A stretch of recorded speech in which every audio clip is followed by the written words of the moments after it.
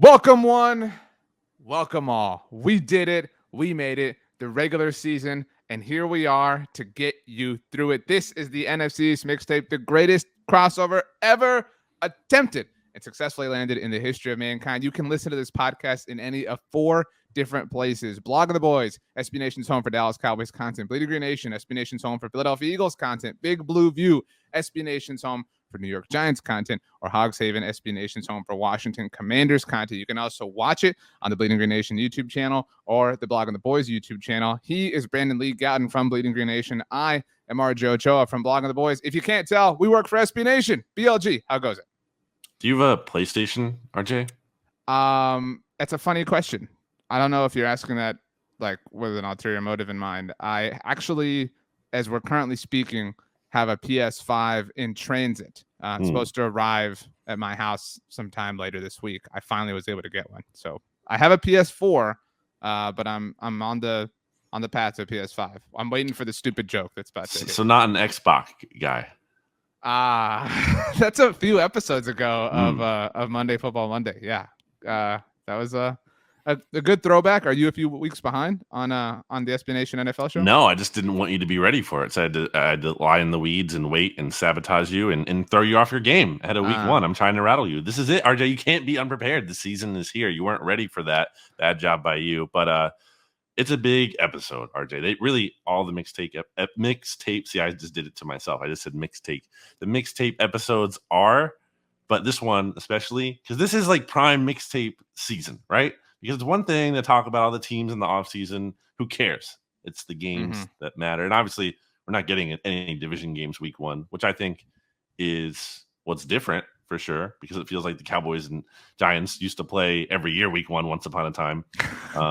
And I still think we should see an Eagles-Cowboys week one game because it hasn't happened, I think, in like over 20 years or so now. But it's nice to see everyone's back in action.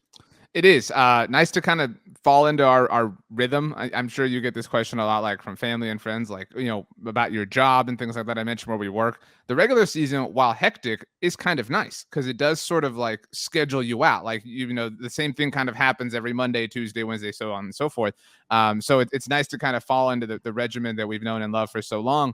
I do want to mention, you mentioned my Xbox misstep a few weeks ago on Monday Football Monday. That's one of the shows that I'm a part of on the SB Nation NFL show. So people can listen to this show, the NFC East Mixtape, on their preferred podcast platform, by the way, whatever team that they're a fan of.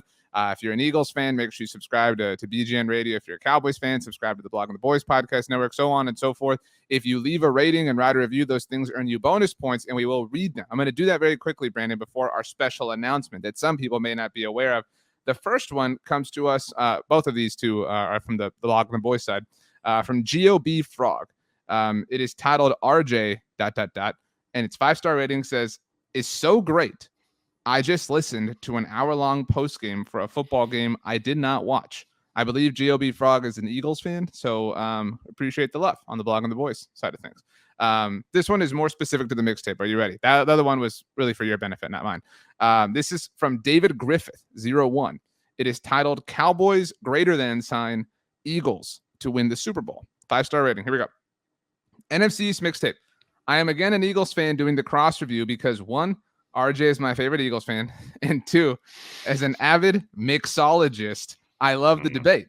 As an Eagles fan, I'm starting to get worried about all the Super Bowl love for my team.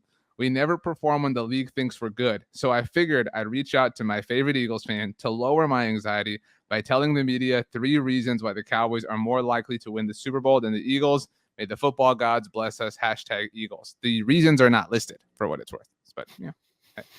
So, interesting. That's a key component missing. I appreciate the listener going for the reverse jinx. I think that's clearly the attempt there. But I want you to get into the announcement, really. So we're very, very fortunate, very blessed, and very lucky to have a lot of people who enjoy listening to us talk about football, right? And we're very fortunate that our jobs exist, that, you know, our bosses like what we do and things like that. Big shout out to you and I. We created the mixtape, BLG and I. If anyone is ever curious, maybe one day in the off season we'll do a like how the mixtape was formed episode, kind of like a making the band type of documentary. But BLG and I came up with that on our own. This is different. We were approached by our bosses And this is now no longer the only show where you can hear us talk about football. Here on the mixtape, of course, we keep it more pertinent than anything to the NFC East, I should say. But we have thoughts and takes and feelings and emotions about the NFL as a whole. So starting kind of last Friday, but really starting this Friday, you can hear Brandon, myself, and our good friend, our great friend, Rob Stats Guerrera over on the Look Ahead on the SB Nation NFL show feed. It's a different podcast feed, so whether you're BTB, BGN, Hogs Haven, Big Blue View, go subscribe to the SB Nation NFL show. Listen to all of our shows, but every Friday, Brandon, Stats, and I, we will be running through each and every game coming that regular season week. Obviously, Thursday Night Football we'll react to and whatnot, but it's going to be fun, BLG. We're looking forward to it. Well, actually, we're only going to talk about the Eagles and Cowboys on the look ahead as well, like we do here. We don't talk about the Commanders or Giants ever, as the listeners, some listeners, you are very not salty all about listeners, this. like to say. Of course I am.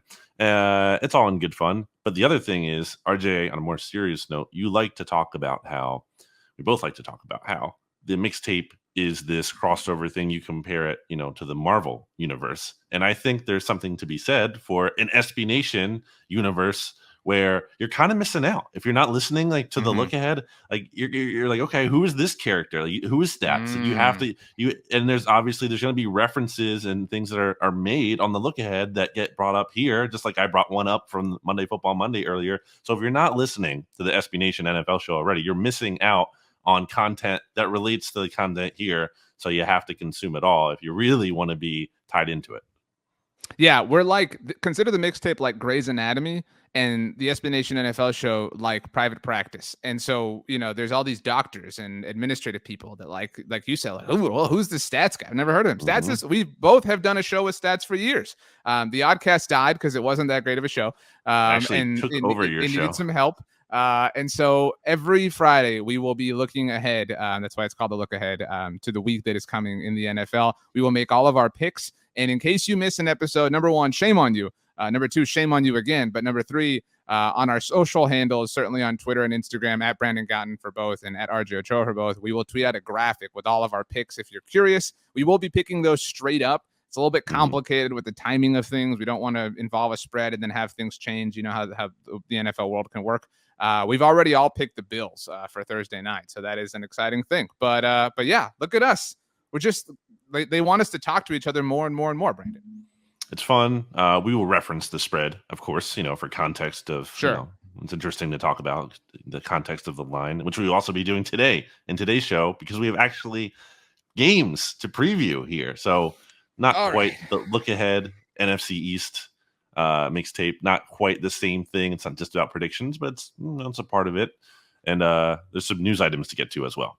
Well, let's start with the Dallas Cowboys, right? Because we, on the mixtape, have always gone in order of divisional standings, which are subject to change a week from today. We don't know who's going to be the first team on the menu, but today it is still the Dallas Cowboys who signed a future pro football Hall of Famer. Jason Peters leveled up in life and finally will have the opportunity to block for an elite quarterback, something that has plagued him to this point all throughout his career. He's never blocked for a quarterback worth anything. Not the immediate left tackle for the Dallas Cowboys, given the ramp-up time. I don't know. Imagine if the Cowboys had signed him 2 weeks ago when the entire thing happened. That would have been He's on the practice squad, right? Correct? He is on the practice squad. So, but there is the tricky, you can elevate two players three times, so he might stay on there even once he's ready to play. My own personal prediction, we're recording this on Tuesday, September 6th, is that he will make his debut in 20 days from now. In week 3, the Dallas Cowboys visit the New York Giants on Monday Night Football. The week before, don't get me wrong, I want to see them beat the Cincinnati Bengals, but we both know that game is far less meaningful than the Giants game. So if you need 2 weeks of Jason Peters getting right, getting healthy at 40 years old and getting ready for an NFL season, take it. But this is the thing that had to happen for the Dallas Cowboys. They painted themselves into a corner, and I don't know that this gets them out, but this is their best shot out of it. I do think, given the circumstances, which we've talked about at length already, especially in last week's episode, specifically as it relates to the Tyron Smith injury, the damage was already done. Mm-hmm. This does not fix that damage. This is not like wipe that all away. No, there's still damage that cannot. This is making the most of the situation at this point. I agree with that much. I do think Jason Peters still has some good football left in him, which I think is kind of maybe not a popular take in the Eagles kingdom because of Chiefs Kingdom, Eagles Kingdom, the Eagles Nest, if you will, the Bleeding Green Nation, because there was a sour taste in Eagles fans' mouths after the way things kind of ended with Jason Peters, where basically he would come back every year, he would be in the starting lineup, and then he's getting hurt in the game, and he's in and he's out, and he's constantly in and out of the lineup. Like he played, I forget what it was, maybe his last season for the Eagles, he played like all 16 games or something, or most of them. But if you look at the snaps he actually played, it was only like high 60s, low 70s. So that's what I think the Dallas Cowboys are going to be dealing with here. And that's why this is like a complicated solution, quote unquote, to the problem, because it's not as simple as you plug and play with him and you can rely on him. He's going to have to come in and out of games. He absolutely is. So the Cowboys have to be ready for that. So it's weird to me if you're going to put Tyler Smith at left tackle there to start out, but then shift him back in the guard, and then Jason Peters will be the left tackle. But okay, now JP is getting hurt 5 plays into the game like he does, and now you have to kick. You don't want to be shifting your offensive line currently. That doesn't seem ideal. So I have two kind of overall takeaways from the news. Obviously, beyond what you said about how this is the best sort of possible way out. Again, I don't know that they're climbing out of this hole, but this is, this was the best thing that they could possibly do. The first thing is to your point about the shifting and the changing is, and we had a reactionary episode go up on our network, and we had a video go up on our YouTube channel as well. If they don't sign a swing tackle, the Dallas Cowboys, they have learned nothing from this entire process. I mean, the last two tomorrow for us, the day this episode goes out, will mark 2 weeks since Tyron Smith was injured, and there has at no point been any suggestion that Josh Ball or Matt Waletzko, who were the primary candidates to be this team's swing tackle, should be the left tackle in lieu of Tyron. So that in and of itself, I feel like is an admission of this plan was stupid, this plan was bad, and it backfired on us. So how can you go at this? I'm with you again, Jason. We both agree this is the best possible thing you can do at this point in time. How have you not learned to hedge your bet? Because even this is not a reliable bet in Jason Peters. It's the most reliable one you can make, but you have the resources, you have the funds, you have the abilities to hedge this bet. You're gonna be kicking Tyler Smith in and out, from guard to tackle mid game. How is this possible for any player, let alone a rookie? I mean, it's so unfair to Tyler Smith. And my own personal belief is the Cowboys waited this long because, like I said, it would have been nice if they had signed him, the day after the Tyron injury when First Take was out there and whatnot. But if they had done that, and I think you agree with this, they would not have been able to have sold Tyler Smith starting at left tackle. I think they wanted this. I think they absolutely wanted an opportunity for Tyler Smith to play at left tackle to prove, look at our wonderful, beautiful left tackle of the future, blah, blah, blah. And they're talking if he plays well, that he might just stay out there. That would be stupid to me. I mean, that would be incredible. But if he does, I mean, I don't know that they plan on kicking Jason Peters to the right side and all of a sudden Terrence Steele's now your swing tackle.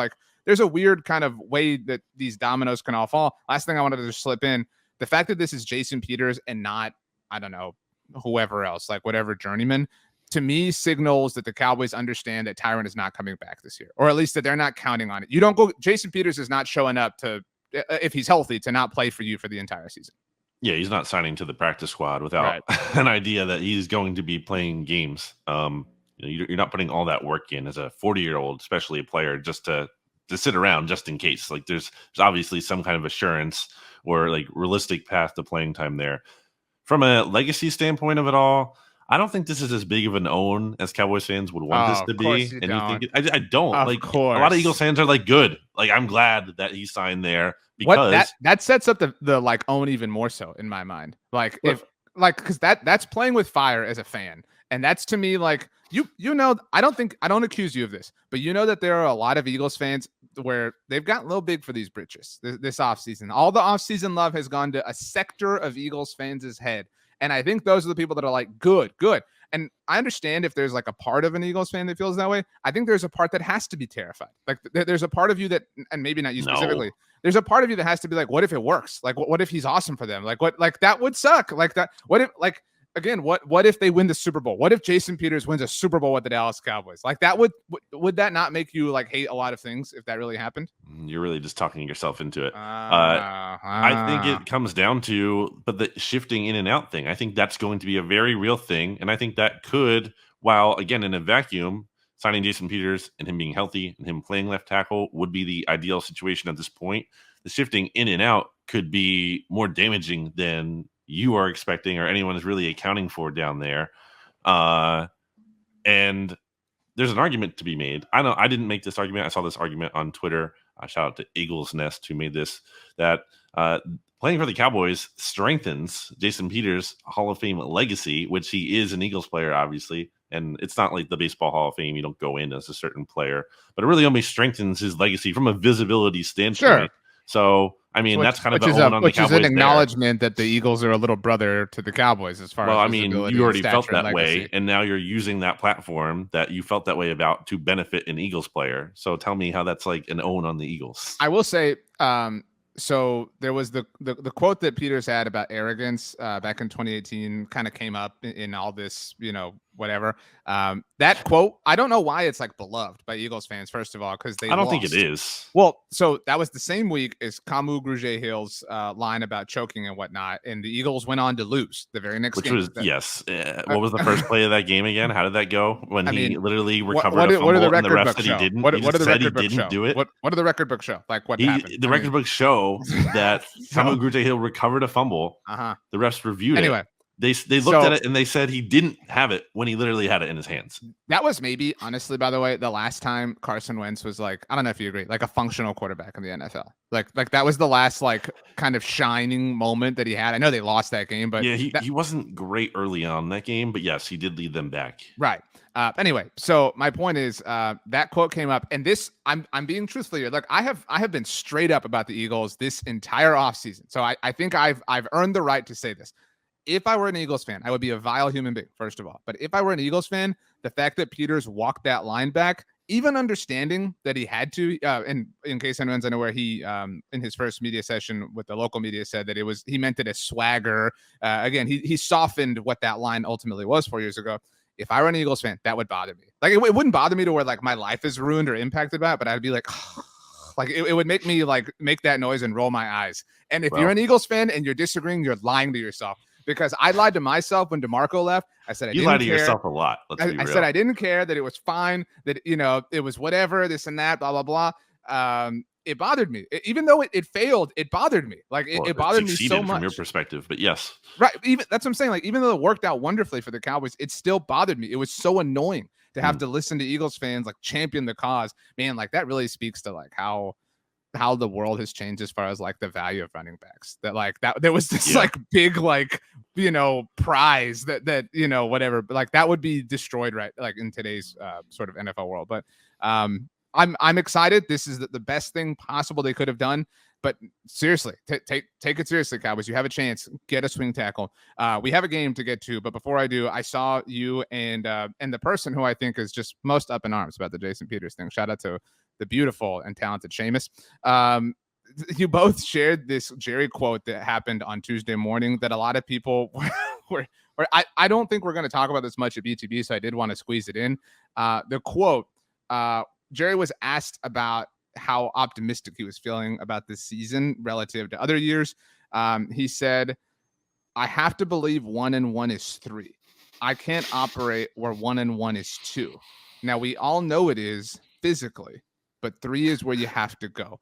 Now, I want to say, no, there's no defense for that. No, like if you're talking about like your approach to life, I find this to be kind of beautiful. Like I kind of like I get the like sense you of are like so gone. I get the sense of like so hope far gone and always wanting to work out what's best, but like you cannot believe this if you're running an NFL team. You can't. And you and I have talked about. I've told you. Jerry said at training camp this year, the first day, that his biggest flaw is not acknowledging his failures in life and acting as if they never happened. You cannot in this world operate as if 1-1 is 3. I get the like message behind it, but everybody else operates as if 1-1 is 2. So you have to live in that world. You have to live in reality. You can't just pray and hope that all these exceptions are going to happen to you all the time just because you want them to. I can't believe there's any defense or explanation. It's like, just no. I don't even know what to say to that. It's just, it was funny. So bad. It's funny to look at from my perspective, but it's like, this is the guy who's ultimately running the show. Like, really? Like, this is it? So I wouldn't. That's another bad vibe thing, RJ. That goes into what I said. There's a long list of bad vibes. This is not on the list. This is well, one of those like. No, it is on the list. It's not the main thing, but it's another thing in the bad vibes column. It's just like, here's what I quote tweeted you for the listeners who aren't on Twitter or may not have saw. You're telling me like everything that's gone on with the Cowboys this offseason and the owner talking like this. You're telling me this is the year for them, or even saying, okay, they don't win the Super Bowl. Okay, this is the team that's going to make history and repeat as division champions for the first time through 2004. Out of all teams, this is going to be the one. There's no way you believe that in your heart of hearts. Not only be the first team in the division to repeat, but the Cowboys haven't been to the playoffs in back-to-back years since 2006 and 2007, and they haven't won double-digit games in back-to-back years since 1995 and 1996.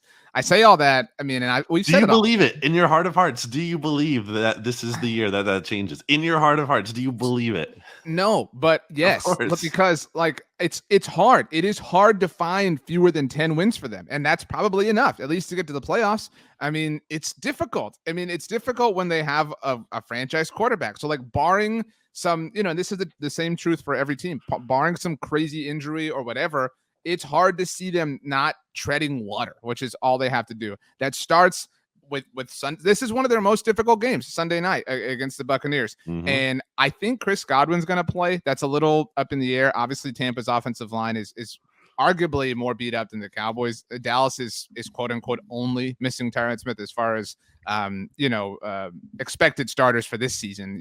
They moved on from other people over the offseason. But so Tom Brady's 6-0 against the Cowboys. If you want more history to kind of work with, Tom Brady's had some bad vibes or questionable vibes, people have said.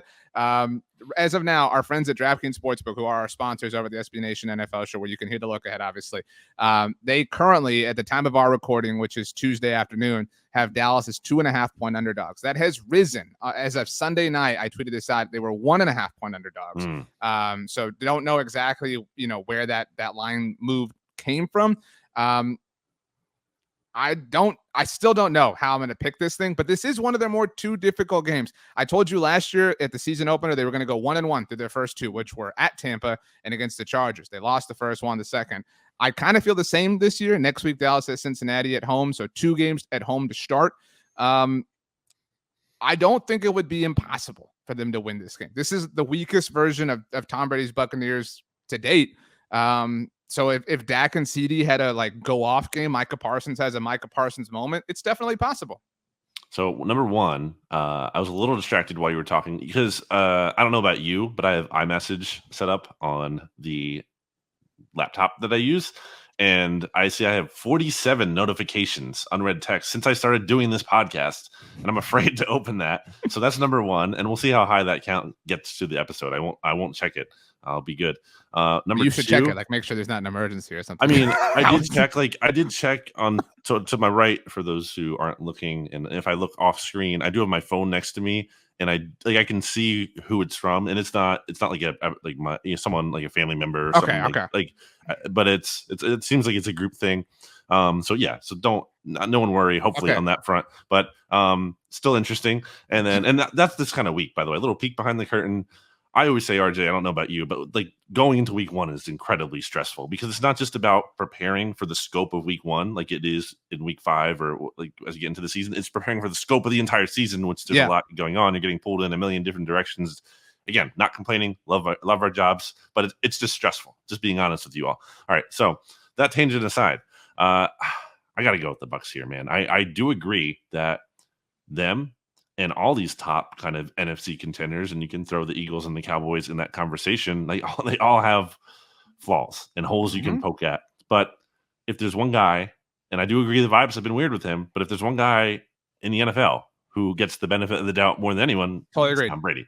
That's how simple it comes down to. It's the same kind of logic you have for the Cowboys still winning the NFC East in your mind. So I'm not going to bet against him. I'm not going to say I feel amazing about this game. It's a lock, but I do feel confident enough with Brady, even given the weekend offensive line. And even though that's true, I mean, a pretty good receiving core, pretty good pass catching group, so good that they cut, what's his name? I always get him. And I feel like the guy that's on Atlanta now mixed up. Which is TJ, what's his name? Tyler Johnson, right? Who are you talking? I've The lost receiver. I was saying the receiver. Like they well, had to cut him. the new one that is all the rage is Russell Gage in Tampa. And Yes. Tom Brady recruited him and everything. So you pair him, not pair, but you add him to Mike Evans, Chris Godwin, obviously a Gronkless team now. Julio Leonard, Jones, who apparently like Julio Jones, right? good Yeah, in camp. Look, like obviously there are reasons to take the Bucks. I think this is always true for me, for the Cowboys, and you for the Eagles. I reserve the right to change my pick for final pick purposes. Obviously, I create a lot of Cowboys content. You create a lot of Eagles content. I'm going to pick the Cowboys now, mostly because I want to. And that's, well, like, look, we've kind of like talked about our jobs here. One of the best things about our jobs is we're not like, oh, you can't like root for your teams. Like we are like who we are because we love these teams and are obsessed with them. And like I don't want to like go through the whole offseason and then get to week 1 and not pick the Cowboys. I want them to win, obviously. So like I'm gonna pick them, but I can talk myself into it. I think but we talk all the time about, can you see a path? I think it requires like a Micah Parsons, holy crap, he's Micah Parsons moment. You know what I'm saying? Like if you get that, I think there's enough on offense to work with. I could totally see that. I am very, very interested. We haven't really seen this Cowboys offense together, obviously, since the season ended. I mean, so what is Dak and CeeDee going to look like? What are Zeke and Pollard going to look like? What's Dalton Schultz going to look like? What's everything else going to look like? This offensive line, Tyler Smith at left tackle. There are a billion questions, but I can see a path where it works. And if they get this win, that's a really, really positive step. That doesn't mean all of a sudden they're winning the Super Bowl, but this is one of the more difficult games, certainly for the first half of the season, but on the season as a whole. So I'll take the Cowboys, and I don't feel great about it, but it is kind of a coin flip thing for me. It's a big game in terms of vibes for them. Like if you beat the Bucks, you're like, okay, we're feeling decent. Maybe the offseason wasn't as bad as we all thought. I still think it is, but like you're feeling like whatever. Okay, it doesn't matter. We're here. We're 1-0. We're feeling good. I do think the Bucks pass rush as well, with Joe Tryon and Shaq Barrett is obviously going to. I think they're going to create some pressure on Dak, given the state that they're the Cowboys' offensive line right now.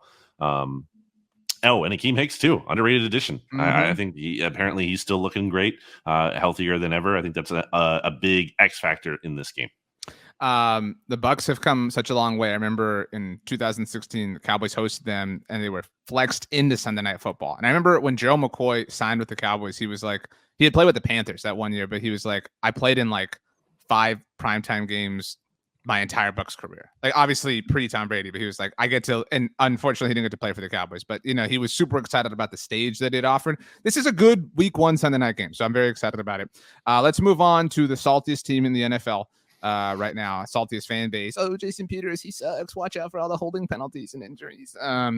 The Philadelphia Eagles are in the Motor City taking on the Detroit Lions. And shout out, by the way, to our new coworker, Jeremy Reisman. Everybody check out PrideofDetroit.com for all of his fantastic coverage. I mean, that's the landing page for it, but Jeremy does a lot of things.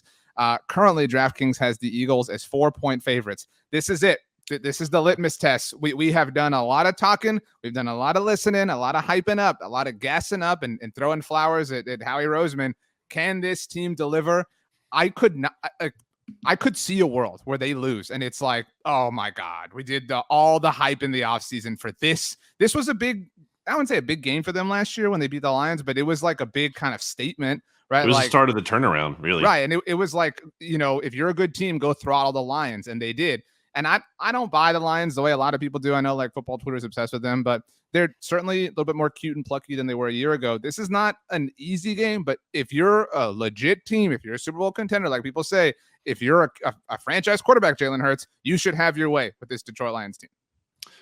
We did a podcast this offseason a few weeks ago now with our good friend Tim, the whiskey influencer on Instagram. You can give him a follow, especially if you do like whiskey, who's an Eagles fan. But we had talked about like overrated whiskeys and we talked about overrated teams. And I went with the Lions there, RJ, as you know, as the team that's kind of been so underrated that they're overrated. Like everyone's pick is like, wow, you know, that team, that sneaky team this year, the Lions. I'm like, I already knew you were going to say that because everyone is saying that. And stop saying things that are not unique and like pawning them off as like super. I hate that so much. Big pet peeve. Someone, by the way, I forget if we addressed this on the show already. Someone's Apple Podcast review was like, "This show is just RJ and BLG complaining all the time." I'm like, "Yeah, that's what a podcast is. Ultimately, that's the essence of life, really. Ultimately, it's just like complain until you die." But yeah, and honestly, to me, and I get this with Eagles criticism and like over the years, and to me, it's like, to me, the way I think about things like that, things you complain about, you're getting it out. Like, it's one thing if we say it every single episode and we're harping on it, okay, maybe we're being annoying at that point. But sometimes you just get it out, and then you can just let go of it. Then you process it. It's out there, and it's good. And so sometimes you need to do that. Sometimes you have issues with your friends or your family. It's not healthy just to hold it in, pretend like it doesn't exist. You have to communicate it. You get it out there, and then you can move on. That's how we do it in my family, at least. Let me ask you a question, family to family. What is the recipe for Eagles freak out? But beyond a loss, even is a freak out possible if we get a 13-10 win? You know what I mean? This kind of ugly win. What leads to the the riots of oh man, all you did was just bait in the offseason hype. You're just the same old team. Well, my parents aren't they love the Eagles, but and I haven't watched a game with them in a bit since we don't live together. But I think they're generally more rational about it. When I was little, I was just an emotional mess. Just any kind of loss, just devastated. I'm with you. And obviously now, as you get closer to it, some of that emotional attachment is lost, but just because you don't have the time to even do it because you're doing so many things after the game. I'm interested to see where this answer goes. Okay. Yeah, my family is. I just think my dad's probably getting mad a little bit during the game, but after the game, and he's frustrated. But it's nothing any kind of major freak out, just more frustration. What about you?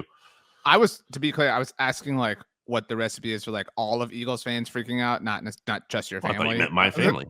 Well, I said family to family, me to you, mixtape to mixtape, BTB to BGN. That's how I meant it. But so that was a cool kind of peek behind the curtain. But what happened? What has to happen in this game for Eagles? Because I think if the Eagles come out and have a win against the Lions like they did last year, or even like they did against Atlanta in the season opener a year ago, then I think it's okay, the ride is on.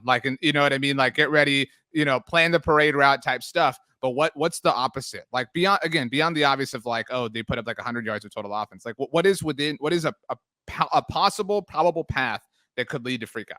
I mean, not covering for sure. I think, and that line is a little suspicious to me because you would think the way that people are talking about the Eagles heading into this season, the way people are talking about this game, no one is they're going to lose to the Lions. No one is thinking that. And if that's the case, then why isn't the line 7 or something closer to that? Why isn't it a big spread? So I think there is some kind of interesting things going on there. I said since the schedule came out, the Eagles were going to lose to the Lions. And I've softened on that from the standpoint of I just think when you compare the talent, it's it's a little tough to say because the Lions aren't majorly improved from last year. They added some pieces, but not a ton. They added Aiden Hutchinson, and so they had a good draft class, I think. But their quarterback is the same. It's not a huge roster overhaul. They had a DJ Chark, who's a nice player, but they're not sweeping changes by any means, unlike the Eagles. So. Now you could argue, okay, they have continuity, but it's continuity on a team that was really bad last year. So I have a tough time picking the Lions ultimately to beat the Eagles, but I am sticking kind of with my theme that a moral loss, which you have to love that term, is definitely in play. That's actually how the 49ers opened their season last year, I would say, arguably, against the Lions. They won the game, but it was way closer than it should have been, and you didn't really walk away with a good feeling as a 49ers fan after that one. So I think it's possible we could see that again, or the game is a little bit closer for comfort. The offense maybe doesn't totally explode. The defense is fine. I think that's what it looks like. I think that's really well said. Saying they don't cover is such a simplistic way to put it, but there's a lot of layers to that onion, as you mentioned.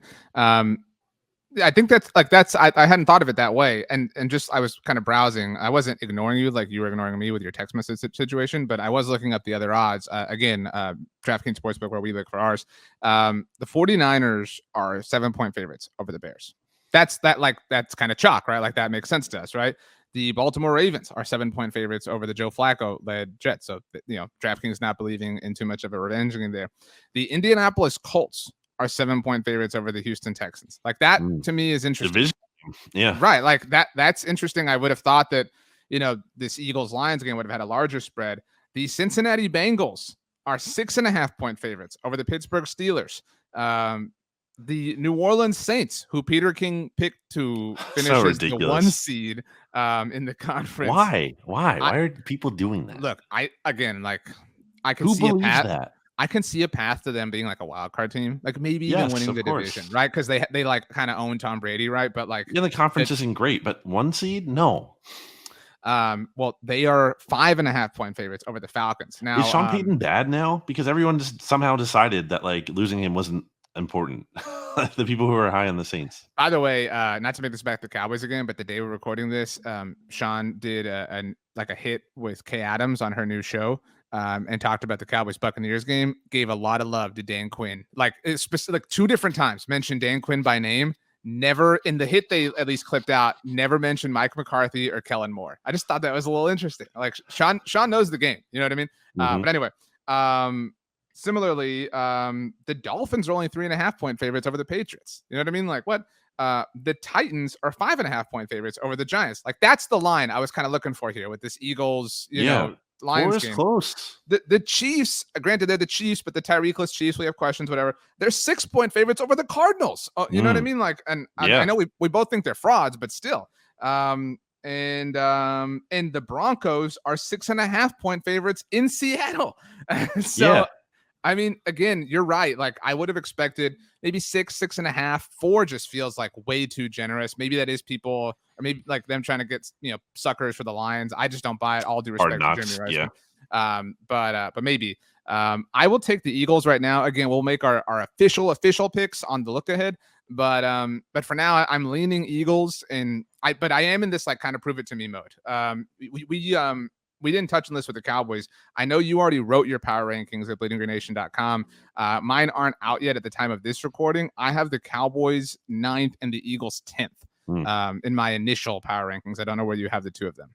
Yeah, the Eagles just outside the top 10, right under the Miami Dolphins at 11, and then the Cowboys right under them at 12. I don't know if you saw this, but the betting odds, the Eagles actually have overtaken the Cowboys as the betting favorite in the division, for what that's worth. See, I have Miami down at 22. I'm kind of like you're way too low on them. That's fine. Look, I didn't go to Dolphins practice. You weren't there. I saw it with my own eyes, RJ. But I'm just like football guy. I would put a few teams into this box for me. I would put the Dolphins, the Eagles, the Broncos, all in the same box. It's just kind of like I need to see it. You know Dolphins what I mean? Are beating the Patriots this week, by the way. It's a lock. That's not like a bold take by any means. But lock it in. I need to see those things, though, to believe them. And they're different levels of belief. Like, okay, Eagles, you want to be a Super Bowl contender? I need to see something to believe it. Dolphins, you want us to take you seriously? I need to see something to believe it. The Broncos, like, again, like we act like, what about Nathaniel Hackett? Like, we have no idea who this dude is as a head coach. Like, I need to see it to believe it. Okay, so we both are taking the Eagles as of now. You did, back to the podcast we did with Tim, you did pick the Lions to win the season opener then. So we'll see. We will make our official picks on the look ahead. Okay, we're going to get to the Commanders and the Giants. But before we do, we're going to take a very quick break to hear a word from our sponsors.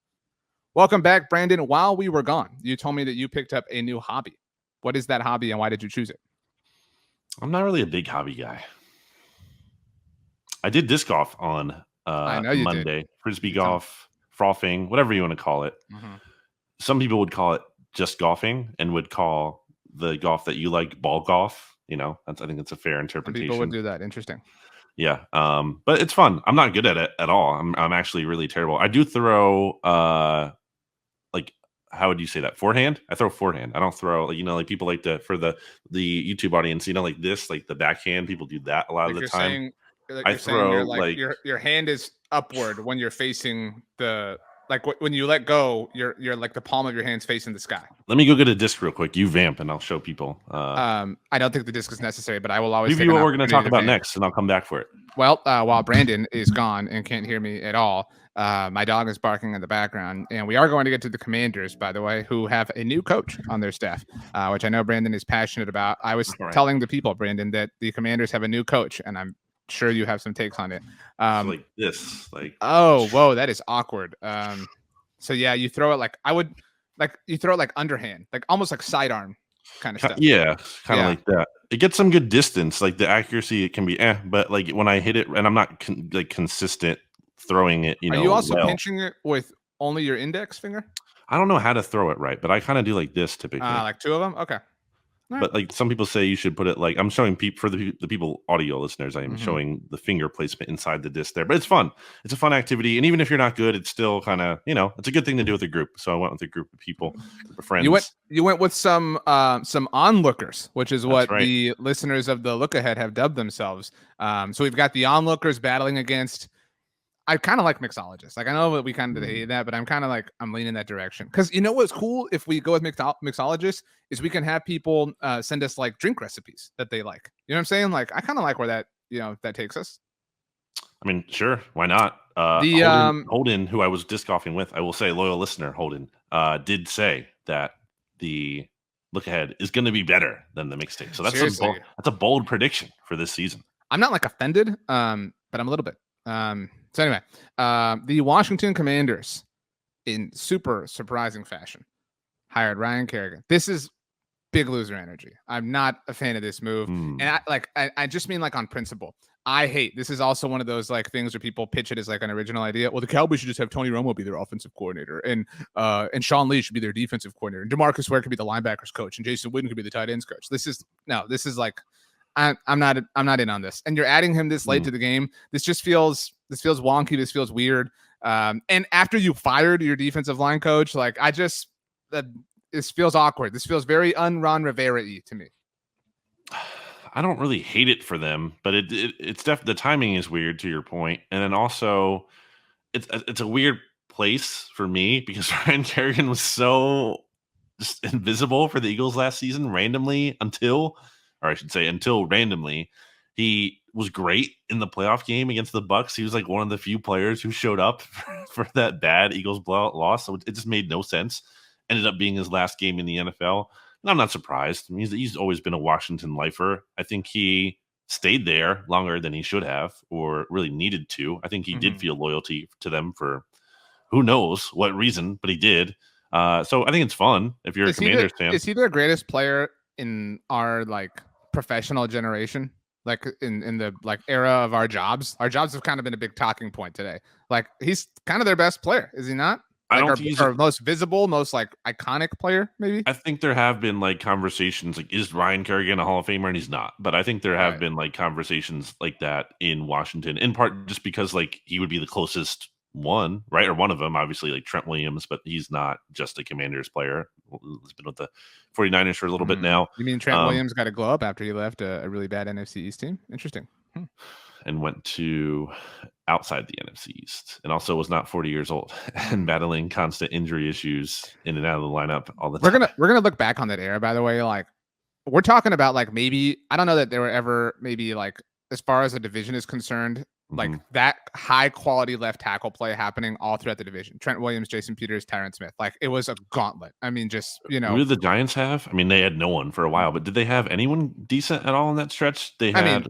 Again, like the whole point is like not cut of this cloth. You know what I'm saying? Like these are three Hall of Famers. You know what I mean? So that's pretty crazy. Was a good player, but I don't remember if he coincided with them at all. That's just crazy though, that like all three would have Hall of Famers, not simultaneously, but in the same, era. That's pretty cool. So, hey, it is what it is. But the Washington Commanders are favorites this week. They are actually one of two teams in the NFC East that are favorites this week. The Eagles are the other. So spoiler alert for our final team. The Commanders 2.5-point favorites. Carson Wentz's most recent NFL game was not in a Commanders uniform. It was in an Indianapolis Colts uniform, but it was against the Jaguars. This one, however, not in Duval County. It is in our nation's capital, not technically. But I don't know, man. I don't know how I feel. I think it's like super easy to be like, oh, I'm not picking the Commanders, but I could see it. I mean, I like the Jaguars are also in that box of like, not that I need to be like, I have it proved to me, but we just have no idea. Like we almost have no idea who Trevor Lawrence really is. Like they were operating under like such a handicap last year that it's an interesting kind of experiment to see who the Jaguars are. Yeah, it is so fitting that Carson Wentz would be playing his first game against this team.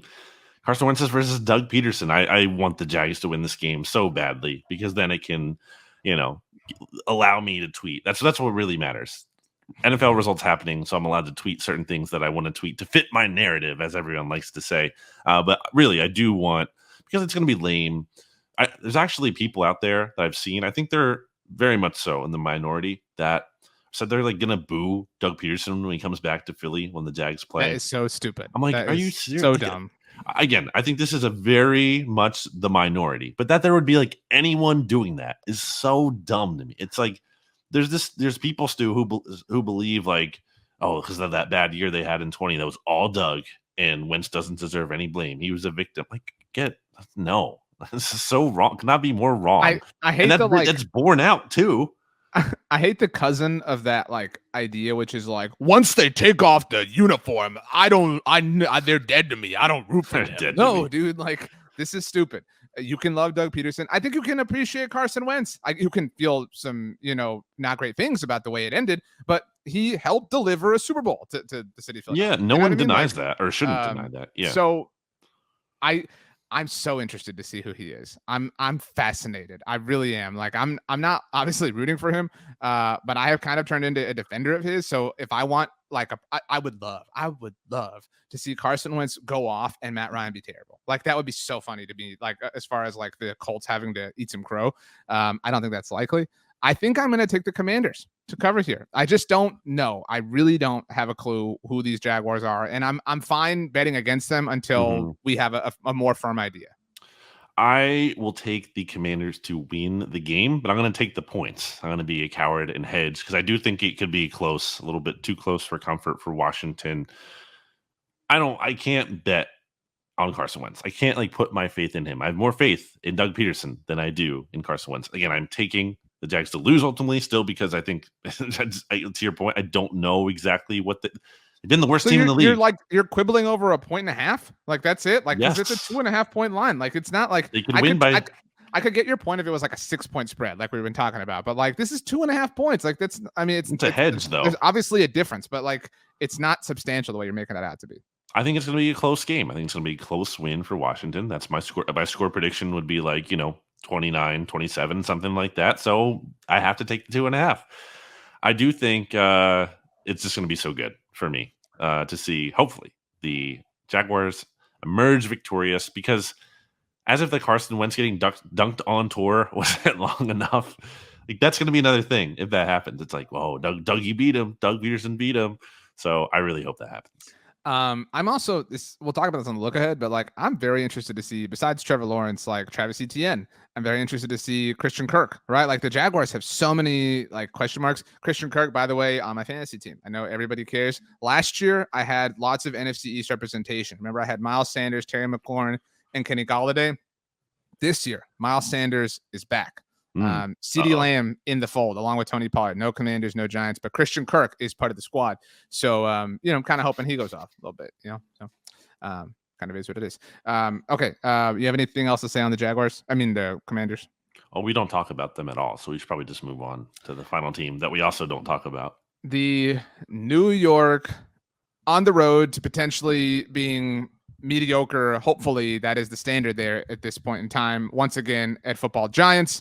5.5 point dogs, the biggest spread of any NFC East game this particular week against the Tennessee Titans. That is in Nashville for what it's worth. The Titans without AJ Brown in their first game without him are 5.5 point favorites against the Giants. I don't put the Giants in that box of like, I need you to prove this to me. I'm fine. I'm fine making my assumption about this. Like what if like, what is different? Saquon is going to prove us wrong, like would Giants fans or maybe Saquon himself not consider this a victory if he had like 102 yards, but they lost like 38-7?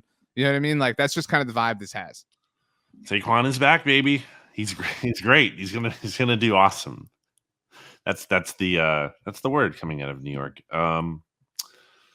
Don't really know how to feel about the Titans. Pretty disappointing. I actually had them. Let me look at my power ranking. By the way, I had Washington 22nd in my power rankings. That's just 2 spots behind the Tennessee Titans, who I have at 20th. I think they're one of the biggest stock down teams in the NFL this offseason, along with the Cowboys. They finished obviously first in the AFC last year, but like, wouldn't you think it's more likely they miss the playoffs this year than make it? Okay, no? So quickly, where do you have the Commanders in your power rankings? I have the Commanders at 22nd. I have the Titans, who we're talking about, at 20th. Okay, so I have the Commanders 23rd. And where did you have the Jaguars? Just out of curiosity, just so we type. I have the Jags at 26, which is right below the Giants at 25. I have them at 24. I have the Giants at 31. Again, like I need to see something, like to whatever. I have the Titans. I'm sorry, like I got so confused. Where do you have the Titans? 20th. I have them at 16. But I have them ahead of like just the first few teams: Indianapolis, New Orleans, Pittsburgh. But I mean, I certainly people see these things and they're like, well, how can you build? It's like, well, yeah, I think that's who they are right now, but they're probably going to like be worse as the season goes along. You know what I mean? Like, I don't think they're going to be a top 10 team this year. Still though, they're so much better than this Giants team. Like, can you like what path is there? Like, how do the Giants win this game? Like, it feels, it feels over already. I'm being honest.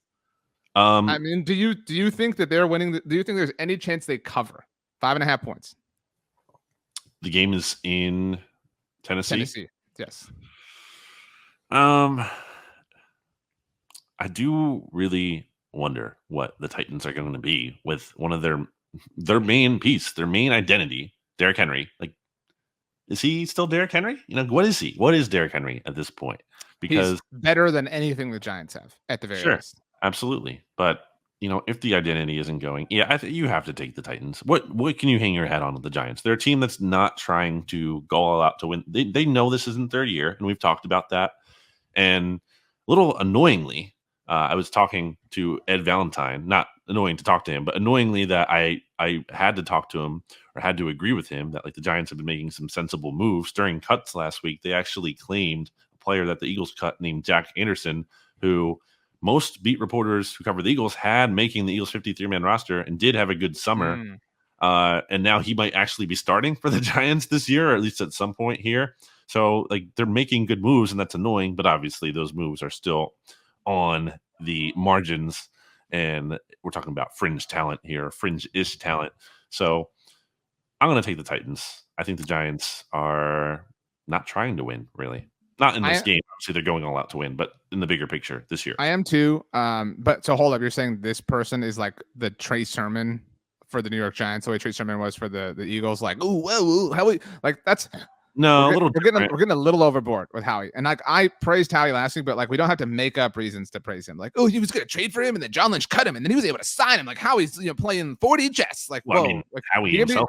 Apparently, I would guess is the one who like made a reason for him to get more praise, because he's the one, I'm guessing, that leaked that to Adam Schefter, and then Schefter tweeted it. But yeah, no, different situation. I mean, the Eagles' offensive line, as you know, is loaded. So they cut a player from a loaded skill group, and the Giants were smart to pick him up. And the Giants did it in part because their assistant GM now, Brandon Brown, worked for the Eagles, and their current GM, Joe Shane, worked for the Bills when Jack Anderson was a draft pick for them last year. So they kind of know who he is.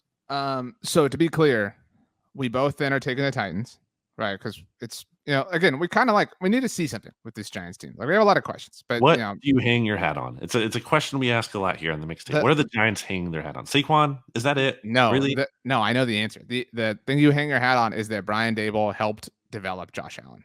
That's it. That's the thing. Like that's the only thing they have. Maybe it's Thibodeau right now. You know what I mean? And that will be interesting to see. But like it's such an unproven thing, not to doubt his NFL career, but like we're talking week 1, game 1. So the biggest thing that I could give the Giants the advantage in might be vibes, because the Giants, to their credit, I think have had a quiet, as we talked about, like a vibeless offseason. And the Titans have had a bad vibes offseason. And last thing, and kind of a note on all these games, and something maybe we'll hit on again on the look ahead. Week 1 in the NFL can be weird. Like, you know what I mean? And not just in the sense of we don't know what these teams are going to be, so there's going to be some surprises in that way, but also in a way that doesn't really indicate anything for the rest of the season. There are plenty of games in past, and obviously you can pick this for a lot of weeks, I guess, but it feels like week 1, especially, where there's this totally random result that is not telling at all for the rest of that team's season, either good or bad. I also, to that point, kind of will say, we invariably reach a point where like your average NFL fan feels like they've seen everybody at least once. So like we've come at this from the approach of the divisional teams, but we don't really know a lot about the Bucs, right? Like there's a lot of questions there. The Lions we've seen on Hard Knocks, like you said, but like we still don't know much about them. We don't know much about the Jaguars. We don't know much about the Titans. Week 2, the Tennessee Titans are on Monday Night Football in Buffalo. So, and for what it's worth, the Cowboys play on Sunday night, but the other 3 NFC East games all take place at noon on Sunday. So like the average Eagles fan or a Commanders fan won't get to watch this Giants game, is my point. So like if we're sitting here a week from today and the Giants have gotten throttled. It'll be very interesting to kind of see who these Titans are the following week on Monday Night Football. That's all I'm saying. Like, like I have questions about these divisional teams, but I have also questions about these other teams as well. So like, it would be interesting, for example, if the Titans kind of have their way with New York and then just get destroyed by the Bills. And I know we think the Bills are great, but you know what I mean? Like, I just think that's, it's part of the overall package. And by the way, we got a lot of stuff coming up. Are there 2 Monday night games in week 2? There are. I don't know how I didn't realize this. Yeah, we've got that isn't really a doubleheader. Wow. So Eagles fans still won't get to see the Titans because they'll be playing they'll be losing at home to Kirk Cousins and the Minnesota Vikings on Monday Night Football. Look at that. And Jalen Rager. Got traded, I think after we recorded last week. Probably. Yeah.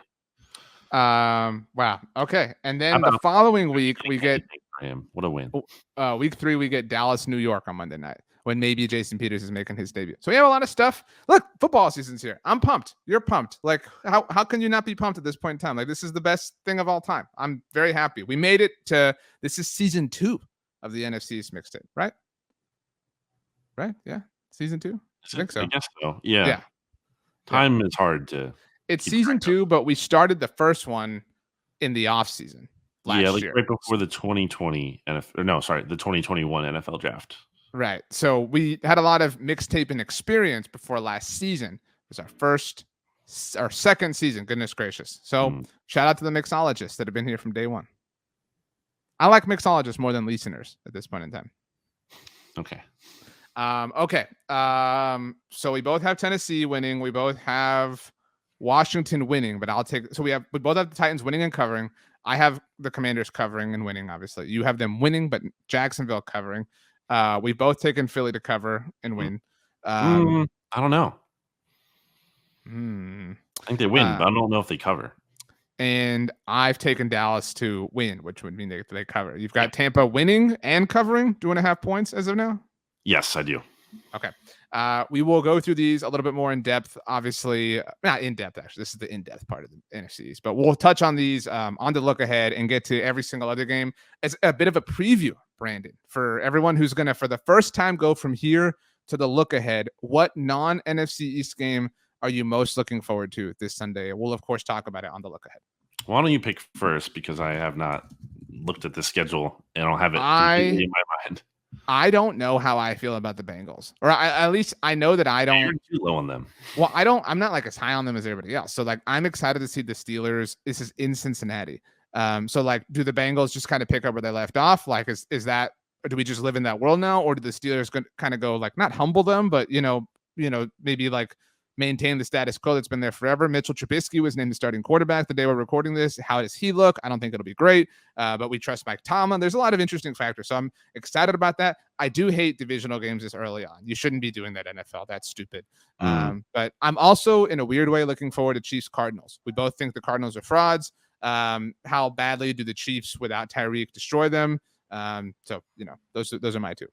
I'm gonna say the Dolphins, because obviously I saw them and they're really good. And I also think the Patriots are getting way too much credit, as I've talked about before. And, it would only be on brand, RJ, that I mentioned the Russell Wilson Bowl, the Broncos at the Seahawks, Monday Night Football, baby.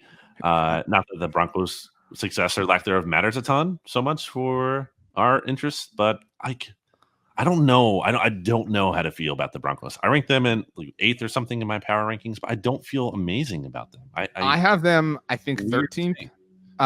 Such a body of work with Russ that you like. It's hard to not feel good about that, but at the same time, like I just don't know if I trust. Well, like the situation. Like who is Nathaniel Hackett? You know what I mean? Like I that is such. He has like, for a new head coach of like a kind of like, not a Tiffany brand organization, but the Broncos are a pretty like visible team. Like, who's Jerry Jeudy? Like, do we know him? Like, and like actually good. Who like, and I'm not like trying to like be dramatic, but like who on their defense? And I'm not trying to say these players don't matter, but like who on their defense outside of Patrick Surtain and Bradley Chubb do you like believe in? You know what I mean? Like they're a little top heavy, and like I don't know that Russell's the difference, but earlier this week, I've been getting a lot of messages, and it's going to be I played a lot of games there, but I never run out of that locker room before. It's home team and stuff. I've seen it on tours and stuff, but never come out during the game. And so this isn't about Russell Wilson. This is about the Denver Broncos, and it's about the Seattle Seahawks. Had a great career there. Put up some Hall of Fame, hopefully Hall of Fame numbers, and we won a world championship, and have a lot of business, properties and entities going on there. I'll always love Seattle. I mean, it's the home of Grey's Anatomy. That show actually takes place in Seattle, and so there's a lot there. But I'm focused on where I'm at now, and where I'm at now is actually where I used to be for this week at least. But it's all about the task at hand, and that's why I re-signed with this organization, because I love the money that they. I mean, I want to win, and we're going to win a lot of Super Bowls together in Broncos country. That's right. Well, congrats on the contract extension. And bad job, by the way, by Stats, who won't hear this unless you clip it and send it to him, that didn't know what I was referring to when I said BCLR. Dude. Like, are you kidding me? We were so that everyone knows, to be fair to you, we were talking about the Broncos and Russell Wilson. And BLG just sent a message that said BCLR, and Stats, like, again, in a conversation that was about the Broncos, and Russell Wilson said, "What's BCLR?" Think a little bit. Dude. Thinking. So, okay. Anything else before we leave, Brandon? This was a really good start. Really good first episode. Nadal, how do you feel? I didn't get to see it because I was, again, out disc golfing. Mm-hmm. So it doesn't count. I didn't see it. Fan. I was busy. I love Nadal. He's the best. That's my take on him. Take on the look ahead this week is that don't skip it because, like, I already listened to the mixed. No, like so again, for context here, we're recording this episode Tuesday. It's 4:23 Eastern here. We're going to be recording the look ahead on Friday morning, so things will have changed. We will also obviously be reacting every week to. This is an important distinction to Thursday Night Football, but this week it's not Thursday Night Football. That's another pet peeve of mine. True. Every year, the season opener, people refer to it as Thursday Night Football. No, it's the Sunday Night Football crew working the Thursday opener. It's not the Thursday Night Football broadcast. I hate that. Don't be the people who call it Thursday Night Football. I hate that so much. Okay. Yes, indeed. Also not on Amazon. So that's another reason, or another way you'll know that it's not Thursday Night Football, since the Thursday night games are on Amazon this year. That's that. And to end the show, RJ, I had a trivia question for you. I know you had a trivia. You made Rachel, our wonderful producer here, the silent member, if you will, of the mixtape, running things behind the scenes. You made her on the spot come up with a trivia fact on Monday Football Monday, but I have a trivia question for you that I want to end the show on. Okay. Well, we're going to end the show once I ask you the question. Oh, so like I don't have to answer? So then why is this? But I'm saying, like, the answer, that's the end of the show. So hold up, just so I know the sequence, like when to literally press stop recording. You asked me the question. Like usually you're like, BLG, take us 3 words. And I know, but am I supposed to answer it, or am I supposed to like end it? Okay, so I'm supposed to answer it and then end the show. Just again, yes. I'm trying to understand the process here. You're throwing this out. Okay, so let's hear the question. RJ, the Eagles played the Lions last year. What was the score of that game? 38-3. 44-6. Nice. Jason Peters.